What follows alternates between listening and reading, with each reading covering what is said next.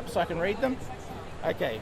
Can you share a memorable interaction with a fan that stood out to you? Oh, for sure, absolutely. So, are you recording right now? Yep.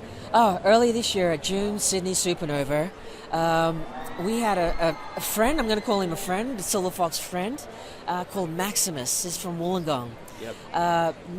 Max's mum reached out to us on Instagram and said, "My boys have made something for you." And, often we get little gifts, people drawing sketches of Bazza and so forth, so we thought it'd be something like that. And they said, "Are you coming to Wollongong?" I said, "No, we can't make it." And said, "Okay, we're going to come to Sydney to give this to you."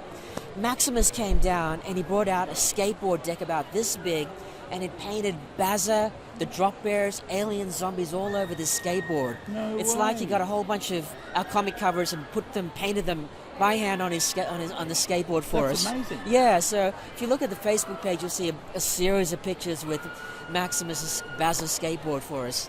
That completely floored us. Yeah, Yeah, that I was would, expecting that would. something physical, and Very physical. I couldn't believe it. I couldn't believe it. Yeah, That's yeah, so cool. Yeah.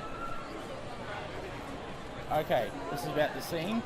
How do you see the Australian indie scene evolving over the next few years?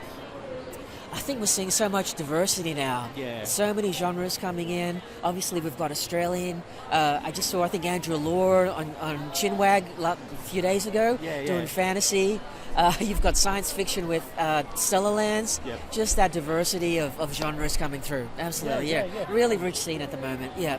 And of course, we've got some historic players like Nat Carmichael, who's such an incredible champion, like bringing out the old classics like, you've seen his Kickstarters for Ned Kelly, Ben Hall, bringing on the Monty Webb ones, Airhawk. So we've got heritage as well as groundbreaking new stuff as well.